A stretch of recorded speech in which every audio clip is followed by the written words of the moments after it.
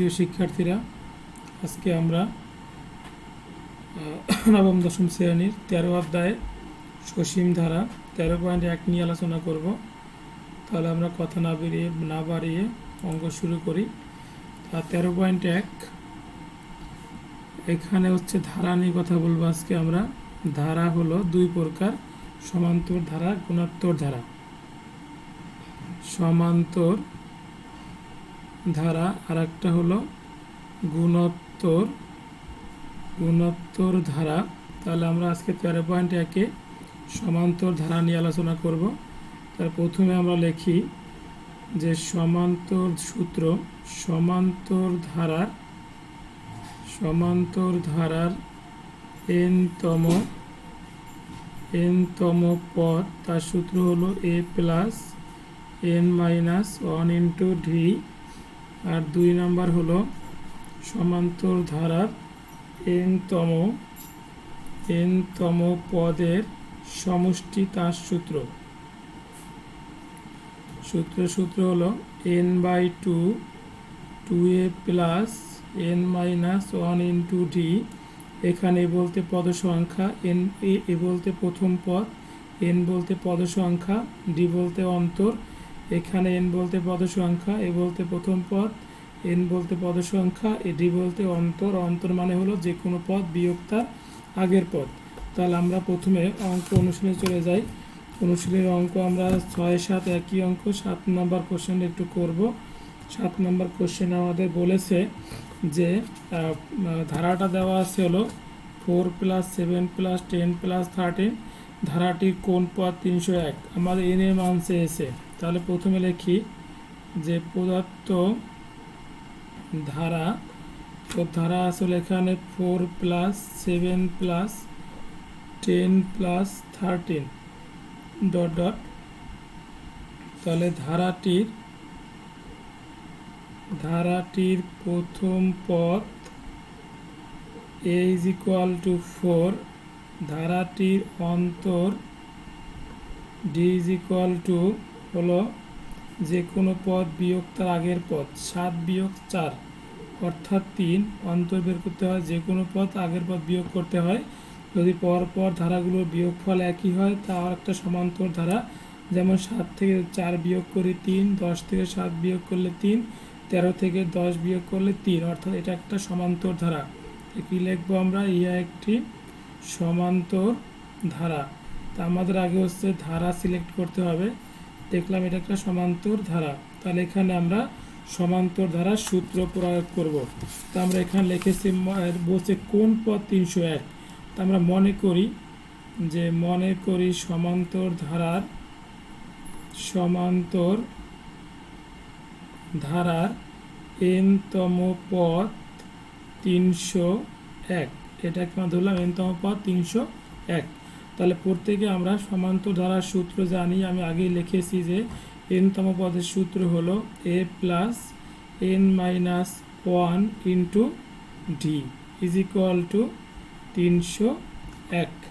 তাহলে আমরা এখানে a এর মান জানি, বসাই। a এর মান হচ্ছে জানি আমরা 4 ইন্টু n-1, ডি এর মান জানি আমরা 3 = 301।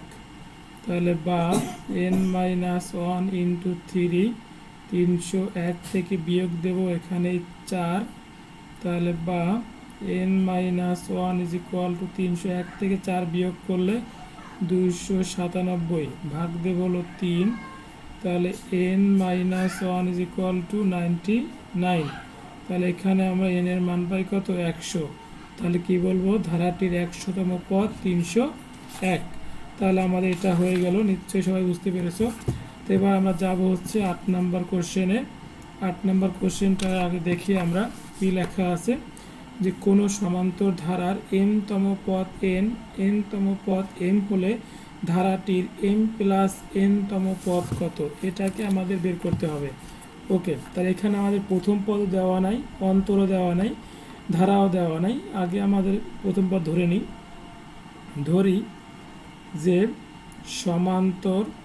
সমান্তর ধারার প্রথম পদ a ও অন্তরকে আমরা ডি ধরে নিলাম। ওকে, তা দেওয়া আছে আমাদের এখানে যে দেওয়া আছে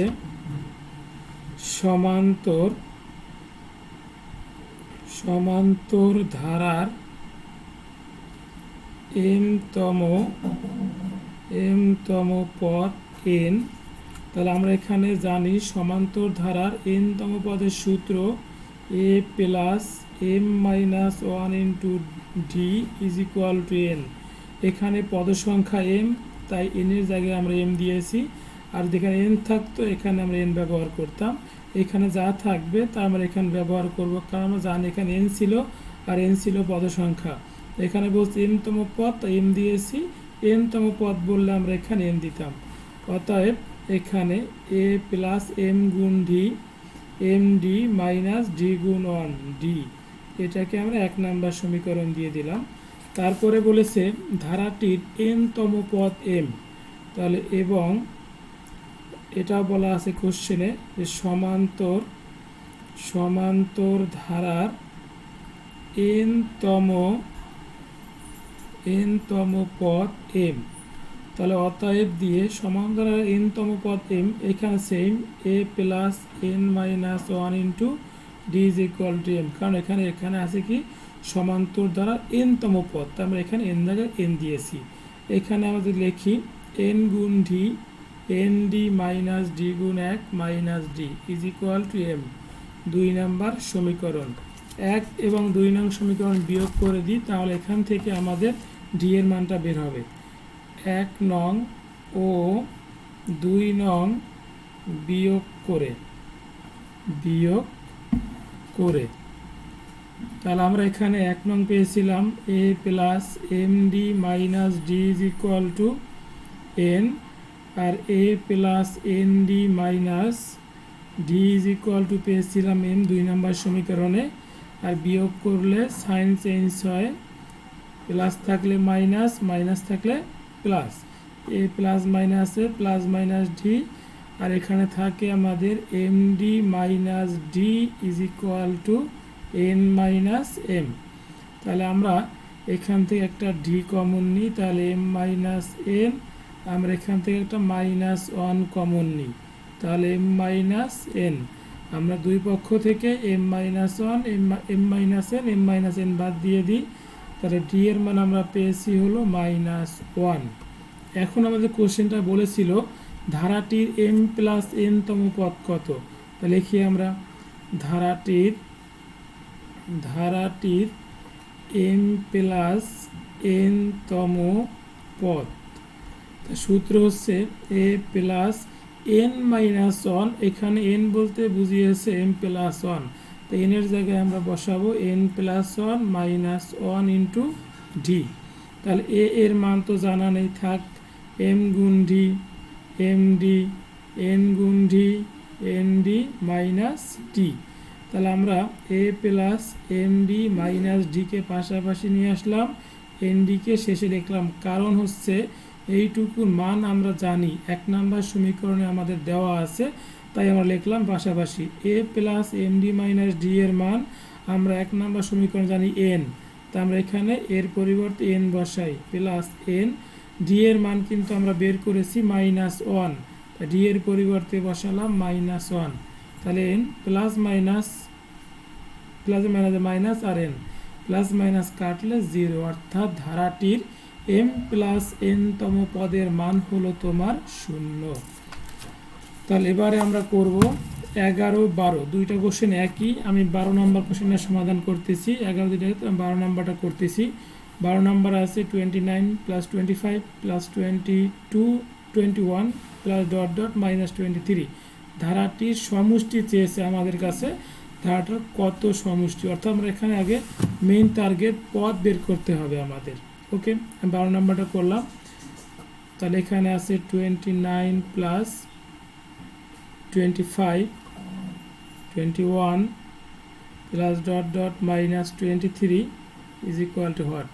তাহলে আমাদের এখানে প্রথম টার্গেট হচ্ছে এন এর মান বের করা, এন হচ্ছে পদ সংখ্যা, আমাদের আগে হচ্ছে এখান থেকে এন এর মানটা বের করা। যদি আমরা এন এর মানটা বের করতে পারি তাহলে সমষ্টিগুলো পেয়ে যাব। ওকে, তাহলে ধারাটির প্রথম পদ a is equal to 29, ধারাটির অন্তর কারণ এখানে কিন্তু গুণোত্তর হওয়া সম্ভব না কখনোই, এটা সমান্তরই হবে। অন্তর d is equal to 25 minus 29 অর্থাৎ -4। দেখো 21 minus 25 -4ই হবে। এটা একটা সমান্তর ধারা, ইহা একটা সমান্তর ধারা, ইহা একটি সমান্তর ধারা, ইহা একটি সমান্তর ধারা যদি হয়ে থাকে। আচ্ছা, তাহলে এখন আমরা ধরি যে লাস্ট যে পদটা আছে, মনে করলাম এই পদটা n-তম পদ, কারণ আমি জানি না কত নম্বর পদ 23, আমি ধরলাম n-তম পদ 23। তাহলে মনে করি সমান্তর ধারার n-তম পদ -23। আমরা প্রত্যেকেই সমান্তর ধারার n-তম পদের সূত্র জানি, a plus n-1 into D is equal two আছে 23। তাহলে a এর মান দেওয়া আছে 29, বসালাম 29, n-1 ইন্টু ডি এর মান জানি আমরা -4 -23, তাহলে বা n-1 ইন্টু -4, তাহলে -23 প্লাস 29, এখানে হয়ে গেল -29। তাহলে n-1 ইজ ইকুয়াল টু -23 যোগ 29, তাহলে এখানে হবে -52, আর -4 এখানে ভাগ হয়ে গেল, মাইনাস মাইনাস কাটা, তাহলে এখানে হচ্ছে n-1 4 13 52। তাহলে আমরা এখানে n এর মান পেয়েছি 13, অর্থাৎ এই 29 থেকে -23 পর্যন্ত আমাদের 14টি পদ আছে। 14টি পদের সমষ্টি বের করতে হবে, এটাই আমাদের কাছে এসে। অতএব সমান্তর ধারার আমরা জানি যে সমান্তর ধারার n-তম পদের সমষ্টি, যার সূত্র হচ্ছে n/2 2a plus n-1 into D. তাহলে এখানে আমরা যদি বলি 14টি পদের সমষ্টি, অর্থাৎ সমান্তর ধারার 14তম পদের সমষ্টি, জাস্ট n এর জায়গায় হবে 14, কারণ এখানে n ছিল পদ সংখ্যা, এখানে n হয়েছিল, এখানে হচ্ছে 14 পদ সংখ্যা, তাহলে হবে 14/2 2a প্লাস 14-1 ইন্টু ডি। তাহলে এখানে কাটলে 7 দুগুণে 14 7, তাহলে 2a ইন্টু 29 প্লাস 14 থেকে 1 বাদ 13, ডি এর মান হচ্ছে 4। তাহলে এখানে কত হয় 7 ইন্টু 58, আর প্লাসে মাইনাসে মাইনাস 4 13 52। তাহলে এখানে হচ্ছে তো কত 6, 58 - 52 অর্থাৎ 6, আর 6 7 42 হচ্ছে আমাদের অ্যান্সার। অর্থাৎ ওই 13 নম্বর কোশ্চেনের 29 25 থেকে -23 ধারাটির সমষ্টি হলো 42, এটা আমরা বের করলাম। এখন হচ্ছে 13 14 দুটি আগে কোশ্চেন, আমরা 14 নম্বর কোশ্চেনটা সমাধান করতেছি। তাহলে এখানে আছে যে একটি সমান্তর ধারার 16তম পদ -20 হলে ধারাটির 31টি পদের সমষ্টি কত, এটা আমাদের বের করতে হবে।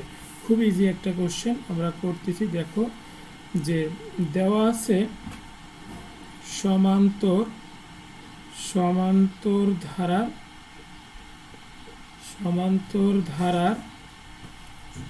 16তম পদ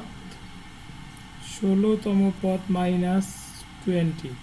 আমরা প্রত্যেকে জানি সমান্তর ধারার n-তম পদ a plus n-1 into D, এখানে 16তম পদ, তাই দিব a plus 16-1 into D is equal two -20। তাহলে এখান থেকে আমরা a প্লাস 16 থেকে 1 বিয়োগ করলে হচ্ছে কত হয় 15, তাহলে 15 ডি ইজ ইকুয়াল টু -20। এটাকে আমরা 1 নম্বর সমীকরণ দিয়ে রেখে দিলাম। এবার বলছি কি ধারাটির 31টি পদের সমষ্টি কত। তা আমরা জানি সমান্তর ধারার n-তম পদের সমষ্টি n/2 2a plus n-1 into D. আর এখানে আমরা দেখতে পাচ্ছি 31টি পদের সমষ্টি। সেটা কেমন হবে তাহলে? সমান্তর ধারার n-তম একবার দিয়ে দিলাম 31তম পদের সমষ্টি। 31তম পদের সমষ্টি সূত্র প্রয়োগ করে দিলাম 31/2 2a প্লাস 31-1 ইন্টু ডি। তাহলে এখানে 31/2 তাই 2a প্লাস 31 থেকে 1 বিয়োগ করলে 13। তাহলে এখান থেকে এত ডি। তো এখান থেকে 31/2 যদি এখান থেকে একটা 2 কমন নিই তাহলে কি হবে a প্লাস 15 ডি। 2 কেটে যায়, তাহলে 31 ইন্টু এটুকুর মান দেখো 1 নম্বর সমীকরণে আছে যে -20। তাহলে এখানে আমাদের অ্যান্সার কত হবে যে এখানে তাহলে হবে তোমার 30/620। এটা আমাদের অ্যান্সার। তাহলে হচ্ছে